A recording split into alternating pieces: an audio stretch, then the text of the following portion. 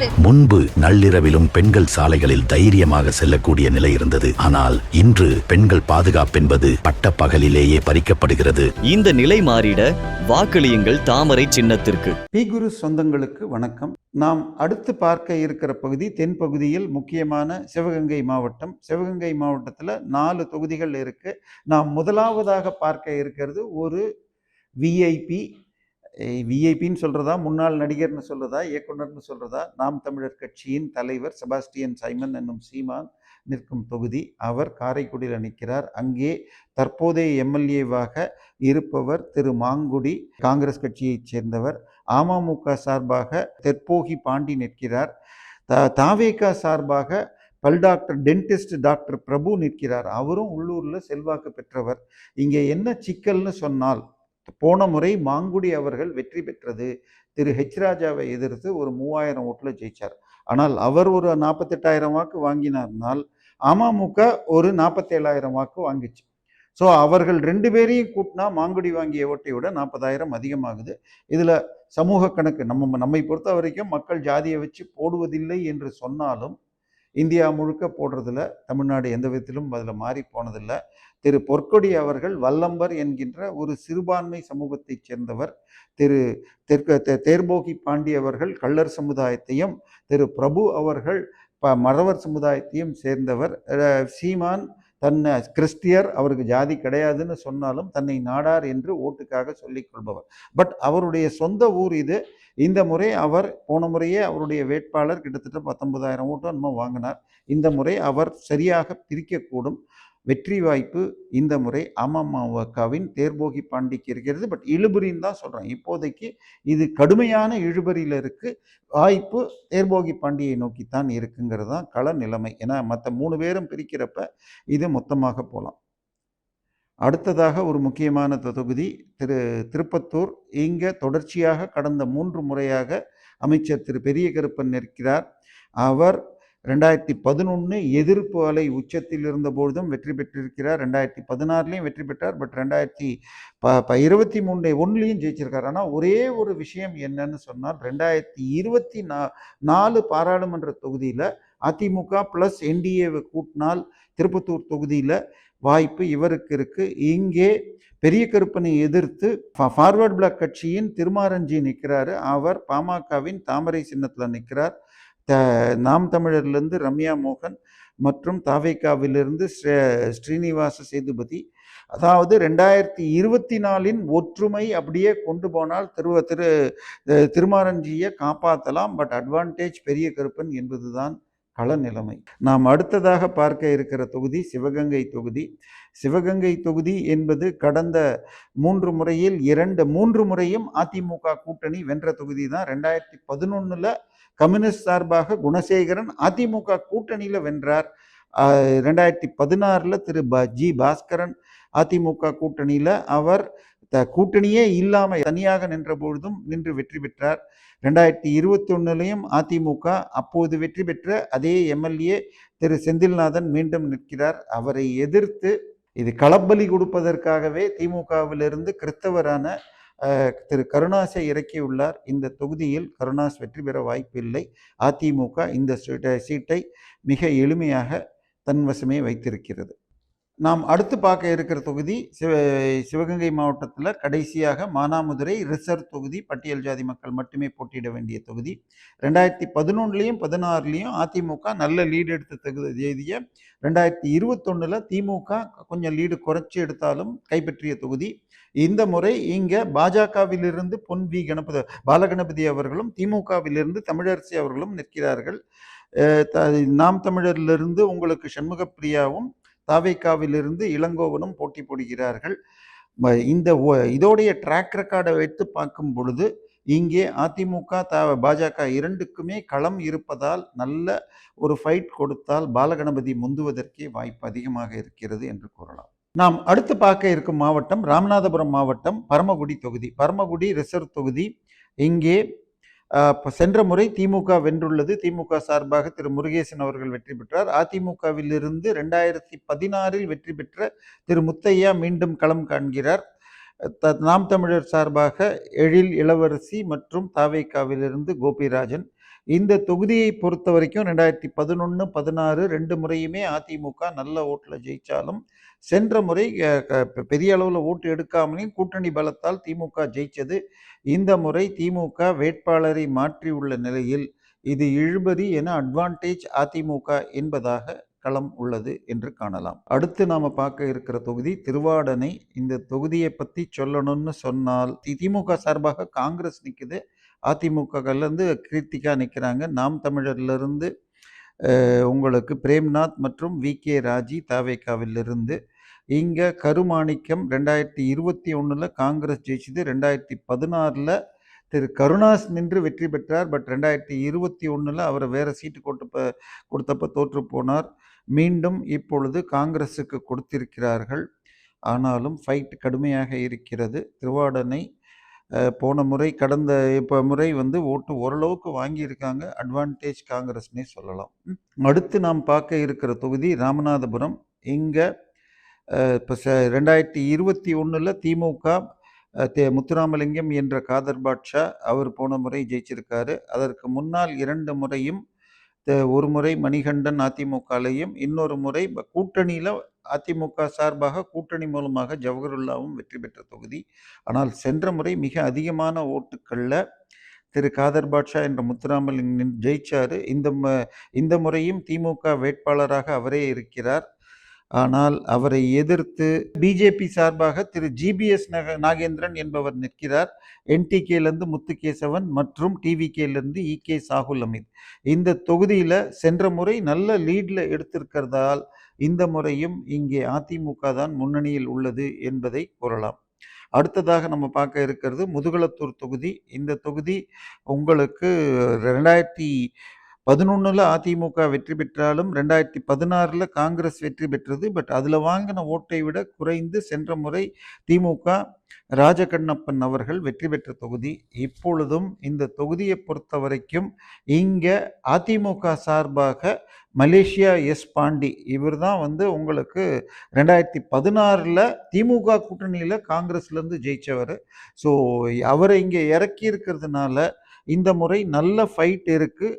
கடந்த பாராளுமன்ற தொகுதி அப்பையும் கூட இங்கே லீடு திமுக தான் எடுத்தது. ஆனாலும் இது இழுபறின்னு போடலாம். கொஞ்சம் நல்ல ஃபைட் இருந்தால் அதிமுக பாஜக கூட்டணி ஒத்துழைப்பு கிடைத்தால் வெற்றி பெறும் வாய்ப்பு உள்ள தொகுதி. பட் தற்போதைக்கு இழுபறின்னு தான் கொடுக்குறேன். ஸோ ராமநாதபுரத்தில் 4ல் 3 உங்களுக்கு தெளிவாக 2 திமுகவும் 1 அதிமுக இருக்குது, 1 இழுபறிங்கிற நிலைமையில் இருக்கு. நாம் அடுத்து பார்க்க இருக்கிறது மிக முக்கியமானது, மீனாட்சி தாயாருடைய ஊர் உங்களுக்கு மதுரை மாவட்டம். அதில் முதல் தொகுதியாக மேலூர் பார்க்குறோம். மேலூருக்கு ஒரு தனி சிறப்புங்க. 234 தொகுதிக்கும் எல்லாரும் வேட்பாளர் சொன்ன உடனே இந்த கடைசி நிமிஷம் வரைக்கும் சொல்லாமல் காஞ்சிபுரத்து முன்னாள் எம்பியை கொண்டு போய் இறக்கி அந்த சீட்டை அதிமுகவுக்கு கிஃப்ட் பண்ணுறாங்க காங்கிரஸ் கட்சி. கடந்த 3 முறையாக அதிமுக வெல்லும் தொகுதியை திமுக காங்கிரஸ் தலையில் கட்டிவிட விஸ்வநாதன் என முன்னாள் காஞ்சிபுரம் எம்எல்ஏ நிற்கிறாரு. இது அதிமுக சார்பாக பெரிய புல்லாண்டி நிற்கிறார். தாவேகாவிலிருந்து கோட்டைக்குமார், மதுரை வீரன். ஸோ இந்த முறை இது மீண்டும் அதிமுக கைவசம் செய்கிறது. மேலூர் அதிமுகவின் கோட்டை, அதை மீண்டுமே எடுக்கும். அடுத்து நாம் பார்க்க இருக்கிறது முக்கியமான தொகுதி மதுரை கிழக்கு. மதுரை கிழக்கை பொறுத்த வரைக்கும் அமைச்சர் பி மூர்த்தி நிற்கிறார். ஆனால் கடந்த 2 முறையாக, அதாவது திமுகவுடைய பணம் கொட்டும் மிஷின்கள் ஏடிஎம் எனி டைம் மணி என்பதில் இவருக்கும் செந்தில் பாலாஜிக்கும் போட்டி இருந்ததில் இவர் முந்தினார் என்றெல்லாம் சில கழக ஊப்பிகள் கூறுவார்கள். அவரை எதிர்த்து அதிமுக நிற்கிறது திரு மங்களம் குமார் என்று. இன்னொன்று செல்வம் நாம் தமிழரிலிருந்தும் கார்த்திகேயன் தாவைக்காவிலிருந்தும் நிற்கிறார்கள். இந்த தொகுதியை பொறுத்த வரைக்கும் தொடர்ச்சியாக 2011 அலையின் போது மட்டுமே அதிமுக வென்றுள்ளது திருச்சி கிழக்கில். ஆனால் கடந்த 2-3 நாளாக பேப்பரில் இவர் போன இடங்களில் இவருக்கு எதிராக கலக குரல்கள் அங்கங்கே இந்த 5 வருஷமாக எங்கே போன அப்படின்லாம் கேட்டது பார்க்கப்பட்டாலும் இந்த தொகுதியை திமுக தன் கைவசம் வென்றும். அடுத்தது நம்ம பார்க்க இருக்கிறது சோழவந்தான் தொகுதி. சோழவந்தான் தொகுதியை பொறுத்த வரைக்கும் இது அதிமுகவினால் 2011, 16 2 முறையும் வென்ற தொகுதி. பட் 2021 கூட்டணி பலத்தால் திமுக வென்றது. 2011 உங்களுக்கு இது இப்போ 21 திமுக சார்பாக வெங்கடேசனும், அதிமுக சார்பாக மாணிக்கமும் நிற்கிறார்கள். நாம் தமிழர்ல நாகலட்சுமி, தாவேக்கால கருப்பையா. ஸோ இந்த முறை போன முறை வெங்கடேசனுக்கே கொடுத்துருக்காங்க. அவர் மீது ஒன்றும் தொகுதியில் பெரிய இது ரிசர்வ் தொகுதி, பெரிய நல்ல பேர் இல்லை. கொஞ்சம் கடுமையாக உழைத்தால் இந்த முறை இது அதிமுகவிற்கு வர வாய்ப்புள்ள ஒரு தொகுதி. அடுத்ததாக நம்ம பார்க்க இருக்கிற தொகுதி மதுரை வடக்கு. மதுரை வடக்கு ரொம்ப முக்கியமான தொகுதி. என்னன்னு சொன்னால், திரு மாணிக்கம் தாக்கூர் அவர்கள் இந்த தொகுதியில் தளபதியை நிற்க விடக்கூடாது என்பதாக கூறிய தொகுதி. ஆனால் கடைசியில் அவரே ஓட்டு கேட்குற நிலைமை. இன்னொன்னையும் வச்சுக்கோங்க மதுரை மக்களே, ஏப்ரல் 23 தேர்தல். ஏப்ரல் 23 என்ன நாள்னு தெரியுமா? திமுகவின் கொடுங்கோலர்களால் அங்கு கவுன்சிலர் லீலாவதி கொல்லப்பட்ட நாள் ஏப்ரல் 23. இதை ஞாபகம் வச்சுக்கிட்டு ஓட்டு போட்டிங்கன்னா நல்லா இருக்கும். இங்கே அதிமுக சார்பாக டாக்டர் சரவணன் நிற்கிறார். அவர் பாஜகவில் வந்துட்டு போன முறைக்கு மாறி இது பண்ணவர். பட் தொகுதியில் இவருக்கும் செல்வாக்கு இருக்கிறது. தளபதிக்கு போன முறை தளபதி ஒன்றும் பெரிய ஓட்டு வாங்கலை. 2011 ஏகே பாஸ் வாங்கினதை விட கம்மியாக தான் வாங்கியிருக்கார். இந்த தொகுதி கடும் இழுபறிக்கு இடையில் அட்வான்டேஜ் அதிமுகன்னு தான் இருக்குது. அடுத்ததாக நம்ம பார்க்க இருக்கிற தொகுதி மதுரை தெற்கு. மதுரை தெற்கை பொறுத்தவரை சென்ற முறை அதிமுக வென்ற தொகுதி. அதற்கு முன்னால் அதிமுகவின் டாக்டர் சரவணன் வெற்றி பெற்ற தொகுதி. அதற்கும் முன்னால் சிபிஎம், அதிமுக கூட்டணியில் சிபிஎம் இருந்தபொழுது அண்ணாதுரை வெற்றி பெற்ற தொகுதி. இப்பொழுது சென்ற முறை எம்எல்ஏவாக உள்ள பூமிநாதனே நிற்கிறார். இந்த தொகுதியில் பேராசிரியர் ராம ஸ்ரீனிவாசன் நிற்கிறார். இது நல்ல ஃபைட் உள்ள தொகுதி. நீங்கள் லீடு எடுத்து பார்த்தாலே 2011 83,000 வெற்றி வாய்ப்பாளர் வாங்கினது, 2021 அது 61,000 தான் இருக்குங்கிறதே. இது திமுக ஏதோ ஒரு தப்பி பழிச்சு ஜெயிச்ச சீட்டு தான். இந்த முறை இதை திரு பேராசிரியர் ஸ்ரீனிவாசன், ராம ஸ்ரீனிவாசன் வெற்றி பெறுவதற்கு வாய்ப்புள்ள தொகுதி. அடுத்ததாக நம்ம பார்க்க இருக்கிற தொகுதி மதுரை சென்ட்ரல் அல்லது மதுரை மத்தி. இந்த தொகுதியை தொடர்ச்சியாக வெற்றி பெற்று வருபவர் கடந்த 2 முறையாக தமிழ் எனக்கு பேச வராது, நான் இங்கிலீஷில் பேசுகிறேன்னு சொல்லி ஜெயலலிதாவுடன் பட்ஜெட் ஸ்பீச்சில் 2016 செய்தவர் இவர். யாருன்னு சொன்னால் நமது பைடிஆர் பழனிவேல் தியாகராஜன். இவர் 2011 அலையின் போது மட்டும் அங்கே தேமுதிக கூட்டணி சார்பாக வென்றது. கடந்த 2 முறையாக இவருடைய ஓட்டு இன்க்ரீஸ் ஆகிட்டு இருக்கு. ஆனால் மார்ஜின் 5000 தான். ஆனால் இந்த முறை ஒரு சர்ப்ரைஸாக அதிமுக கூட்டணியில் உள்ள திரு ஏசிஎஸ் திரு சண்முகம் அவர்கள் புதிய நீதி கட்சி சார்பாக சினிமா டைரக்டர் சி சுந்தர் அவர்கள், சினிமா நடிக்கவும் செய்வார் அவர் நிறுத்தி வைக்கப்பட்டுள்ளார். அவரும் கிட்டத்தட்ட அதே வேளாளர் சமூகத்தைச் சேர்ந்தவர். நல்லபடியாக பிரச்சாரம் எடுபடுகிறது. அது மீடியாவுக்கு பலம் இருந்தாலும் இந்த தொகுதியில் பிடிஆர் ஃபேமிலிக்கு அவங்க மதுரை மீனாட்சி அம்மன் ட்ரஸ்டியாகவும் இருக்கிறவங்க. பட் அந்த கோயிலில் பல்வேறு முறைகேடுகள், கோயில் சொத்து ஆர்சி சர்ச்சு பேர்லெல்லாம் இருக்கிறத தடுக்கிறதுக்கு இவர் ஒன்றும் பண்ணலைன்னு சொல்கிறது மக்களுக்கு போய் சேராதனால் இது கடும் போட்டி இருந்தாலும் சற்றே குறைந்த வாக்குகளில், போன முறை 5400 வாட்டில் ஜெயிச்சவர் 1000-2000 வாட்டிலையா தப்பிப்பார் என்பதுதான் என்னுடைய இது. களத்திலிருந்து என் நண்பர்களும் அதை தான் சொல்கிறாங்க. மதுரை மேற்கு. அடுத்ததாக மதுரை மேற்கு தொகுதி செல்லூர் ராஜு அவர்கள் வெற்றி பெறும் தொகுதி. அவரை எதிர்த்து திமுகலேருந்து ரகு பாலாஜி, அதிமுக செல்லூர் ராஜு, நாம் தமிழர்லேருந்து விக்னேஷ்குமார், தாவைக்காவிலிருந்து தங்கபாண்டி. தொடர்ந்து செல்லூர் ராஜு வெற்றி பெறுகிறது. பட் அவருடைய ஓட்டு குறைஞ்சிட்டு வந்தாலும் இந்த முறையும் அவர் சமூக செல்வாக்கு எல்லாமே அவரை மீண்டும் கரையேற்றும். மதுரை மேற்கு அதிமுக கைவசம் மீண்டும் வர இருக்கிறது. திருப்பரங்குன்றம் இதுவுமே கூட அதிமுகவின் கோட்டை. இங்கே நேத்தைக்கு நமது அந்நியார் அவர்கள் ஒரு திமுக சார்பாக அதிமுகவிற்கு ஃபேவர் பண்ணுற மாதிரி ஒரு கோல் போட்டிருக்காங்க. அதாவது, நாங்கள் ஆட்சிக்கு வந்தால் முருகன் அருளோடு இங்கு மீண்டும் திருப்பரங்குன்றம் தீபம் ஏற்றப்படும்னு. அப்போது யார் வெற்றி பெறணும்னு நீங்கள் இது பண்ணிக்கங்க. திரு ராஜன் செல்லப்பா அவர்கள் 2021 ஜெயித்தார். 2016 சீனிவேல்னு அதிமுகலேருந்து ஜெயித்தாங்க. 2011 அதிமுக கூட்டணி சார்பாக தேமுதிக வெற்றி பெற்ற தொகுதி. இதிலிருந்து திமுகவிலிருந்து பெண் வேட்பாளர்களை போட்டிருக்காங்க. அவருடைய கணவர் பல்வேறு குற்றச்சாட்டுக்கு ஆளானவர். நாம் தமிழர் சார்பாக சத்யாதேவி. இங்கே தாவேகாவும் பாஜகவிலிருந்து வெளியேறி அதிமுக போயிட்டு திருப்பி இங்கே வந்திருக்க நிர்மல்குமார் நிறுத்தியிருக்கார். அவருக்கும் கொஞ்சம் சமூக செல்வாக்கு இருக்கு. பட் அவர் பிரிக்கிற ஓட்டுக்கள் கொஞ்சம் சிக்கலை கொடுத்தாலும் தெளிவாக ராஜன் செல்லப்பா வெல்வார். நாம் அடுத்து பார்க்க இருக்கிற தொகுதி திருமங்கலம் தொகுதி. இது அதிமுகவின் கோட்டையாக விளங்கும் தொகுதி. இங்கே 2016, 11, 21 2 முறையும் தொடர்ச்சியாக வெற்றி பெற்று வருவது முன்னாள் அமைச்சர் ஆர்பி உதயகுமார். இந்த முறையும் அவரே தான் வேட்பாளர். அவரை எதிர்த்து திமுக நேரடியாக திரு சேடப்பட்டி இவரை நிறுத்தியிருக்காங்க. இதில் தாவேகாவிலிருந்து சதீஷ்குமாரும் நாம் தமிழரிலிருந்து முனீஸ் என்பவரும் நிற்கிறார். இந்த தொகுதியை திரு ஆர்பி உதயகுமார் மீண்டும் வெல்கிறார். அவருடைய சமூக செல்வாக்கு அவரை கரையேற்றும்.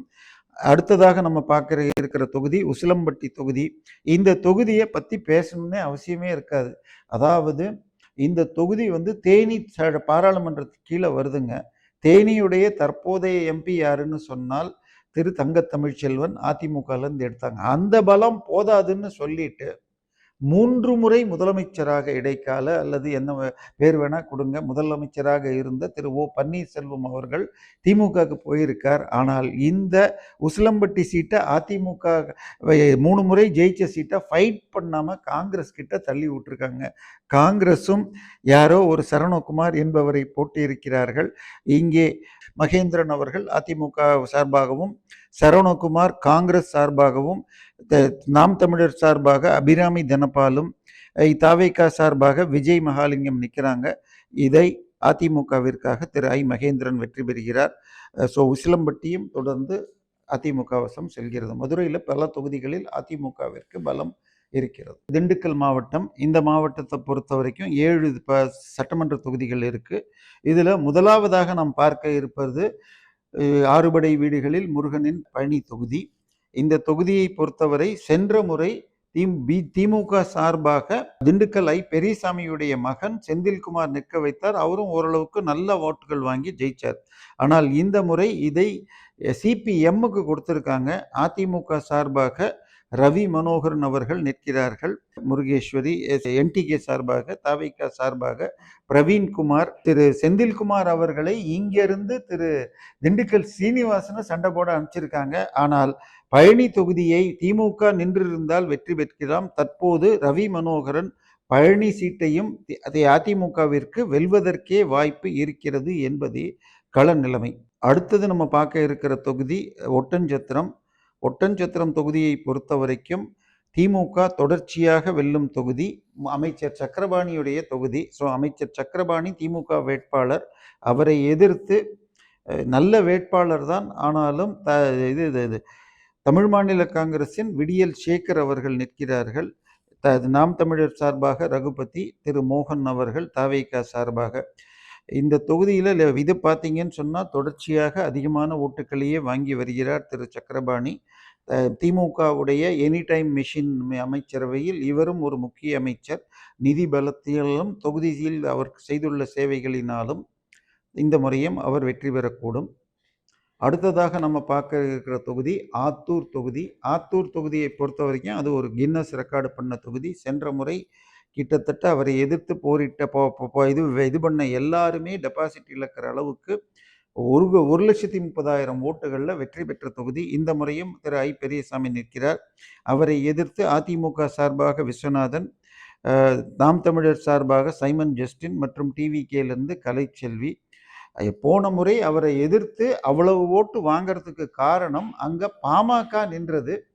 பாமகவுக்கு மதுரை திண்டுக்கல்ல ஒன்றும் கிடையாது. இந்த முறை அதிமுக நிற்பதால் இவருடைய லீடு பெருமளவில் குறையும். பட் 1,30,000 30,000 லீடு பண்ணாலும் ஜெயிப்பு தான். ஸோ ஐ பெரியசாமி இந்த சீட்டை மீண்டும் கைப்பற்றுகிறார். அடுத்து நாம் பார்க்க இருக்கிற தொகுதி நிலக்கோட்டை. இது எஸ்சி ரிசர்வ் தொகுதி. இந்த தொகுதி தொடர்ச்சியாக அதிமுக வசம் இருப்பது.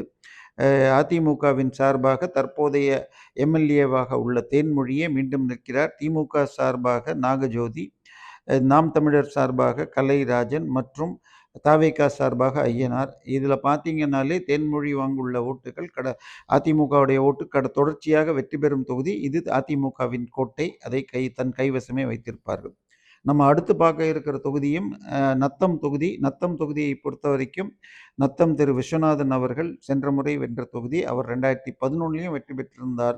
2016 மாத்திரம் தோல்வி பெற்றிருந்தார். எனவே இந்த முறையும் அதிமுக சார்பாக நத்தம் விஸ்வநாதன், இது தமிழக தேசிய கட்சி என்ற கட்சியைச் சேர்ந்த திரு கே செல்வகுமார் என திமுக இதை பலி கொடுக்கறதுக்காக ஒருத்தரை தள்ளி விட்ட மாதிரி நிற்க வச்சுட்டாங்க. அழகம்மாள் நாம் தமிழர்லேயும் ரமேஷ் தாவேக்காலையும் நிற்கிறாங்க. நத்தம் விஸ்வநாதன் மிக எளிதாக வெற்றி பெறும் தொகுதியாக இது அமைந்துள்ளது. அடுத்தது பார்த்தா திண்டுக்கல் தொகுதி. திண்டுக்கல் தொகுதியை பொறுத்த வரைக்கும் இது கடந்த 2 முறையாக அதிமுக, அதுக்கு முன்னாடி அதிமுக கூட்டணியில் சிபிஎம்ல பாலபாரதி வெற்றி பெற்ற தொகுதி. இந்த முறை அதிமுக சார்பாக திண்டுக்கல் திரு ஸ்ரீனிவாசன் பொருளாளர் நிற்கிறார். அவரை எதிர்த்து என்ன பண்ணிட்டாங்க, பழனியிலிருந்து ஐ பெரியசாமியுடைய மகனை இங்கே இவரை தோக்கடிக்கணும்னு அனுப்புகிறாங்க. செல்ஃப் எடுக்கவே இல்லை. ஸோ நாம் தமிழர்லேருந்து உங்களுக்கு நசீர் ராஜாவும், தாவேக்காவிலிருந்து மாதரசி இருந்தாலும் திரு திண்டுக்கல் சீனிவாசன் வெற்றி பெறுகிறார். ஸோ அடுத்து நாம் பார்க்க இருக்கும் தொகுதி கடைசியாக வேடசந்தூர். வேடசந்தூர் தொகுதியை பொறுத்த வரைக்கும் இதுவும் அதிமுக தொடர்ந்து வெற்றி பெற்றாலும் 2021 காந்திராஜன் அவர்கள் வெற்றி பெற்றார். மீண்டும் அவருக்கே வாய்ப்பு தரப்பட்டுள்ளது. ஸோ 2016 வெற்றி பெற்ற திரு விபிபி பரமசிவமே மீண்டும் அதிமுக சார்பாக களம் காணுகிறார். இது ஹுசைன் என்டிகே சார்பாகவும் தாவேகா சார்பாக நாகர்ஜோதி நிற்கிறாங்க. வாய்ப்பு இந்த முறை களத்தில் அதிமுகவை நோக்கியே இருக்கிறது என்று சொல்லலாம். திண்டுக்கல் மாவட்டத்தை பொறுத்த வரைக்கும் ஒரு விஐபியை தவிர ஆத்தூர் மற்றும் இது மாத்திரம் ஒட்டஞ்சத்திரம் 2 தவிர மீதி 5 தொகுதிகள் அதிமுகவிற்கு வாய்ப்புள்ளதாக காணும். நாம் அடுத்து பார்க்க இருக்கிறது தென்காசி மாவட்டம். தென்காசி மாவட்டத்தில் 5 தொகுதிகள் இருக்கிறது. சங்கரன் கோயில், வாசுதேவநல்லூர், கடையநல்லூர், தென்காசி, ஆலங்குளம். நாம் முதலில் சங்கரன் கோயில் ரிசர்வ் தொகுதியை பார்ப்போம். சென்ற முறை திமுக வெற்றி பெற்றாலும் இந்த முறை இதை காங்கிரஸ் கொடுத்துருக்காங்க. அதிமுக சார்பாக திலீபன் ஜெய்சங்கர் நிற்கிறார். என்டிகே சார்பாக கவிதா, தாவேகா சார்பாக ராமராஜன், இதிலிருந்து காங்கிரஸ் கட்சி சார்பாக சங்கை கணேசன்.